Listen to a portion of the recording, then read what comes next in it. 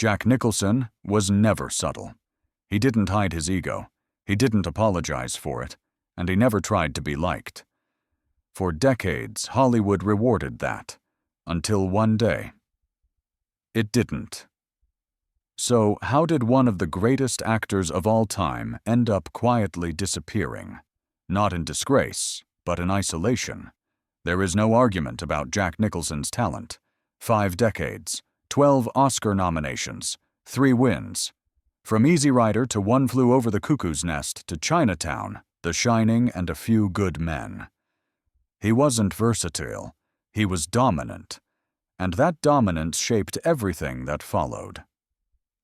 Nicholson didn't play nice. He argued with directors. He challenged authority. He made it clear he was the star, not the set. But when you're delivering performances at that level, Hollywood looks the other way. Confidence becomes arrogance. Arrogance becomes legend. And legend becomes untouchable.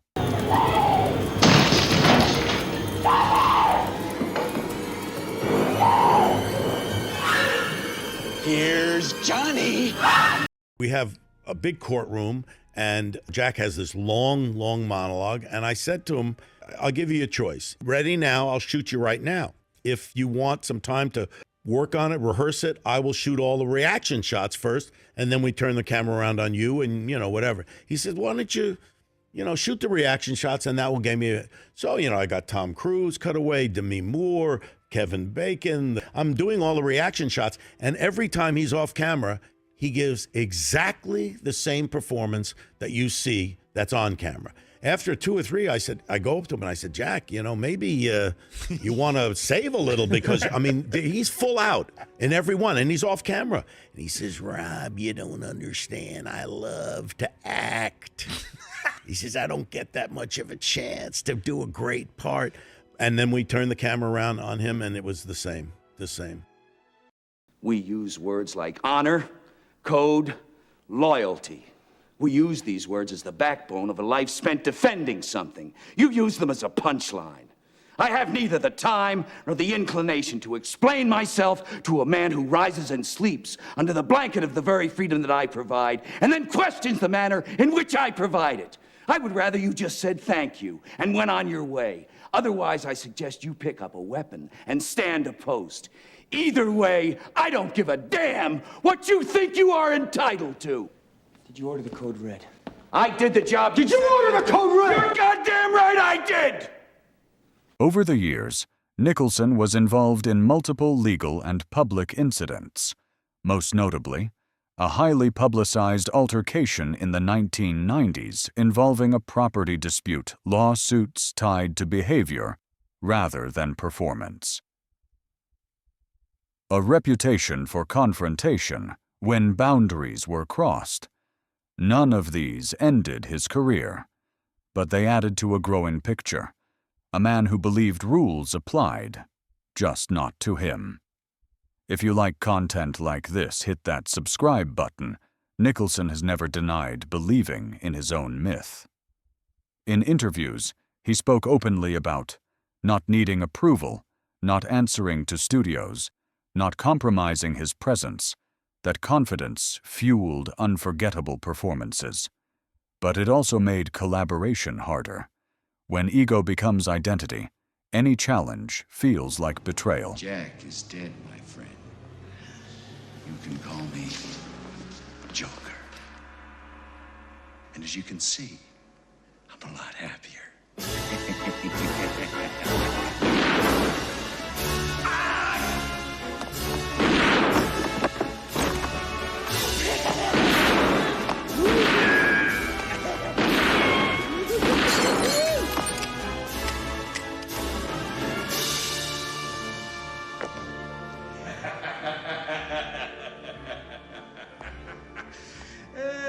What a day.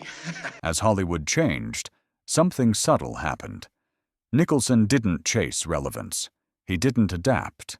He didn't explain. He simply stopped. His final roles were quieter, his appearances rarer. Not because he couldn't act, but because he no longer wanted to negotiate with a world that no longer bent.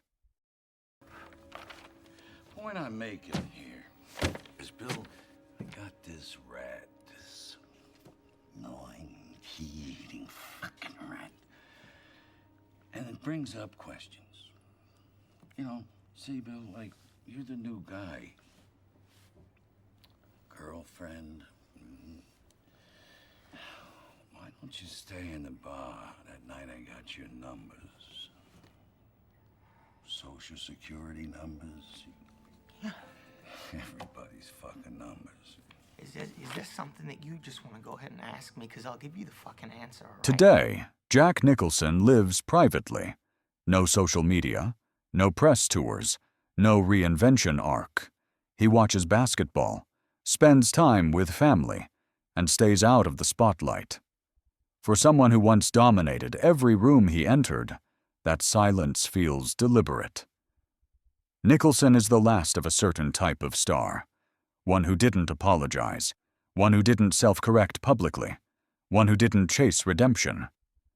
Hollywood doesn't make space for that anymore, not because talent disappeared, but because power redistributed. Jack Nicholson didn't fall.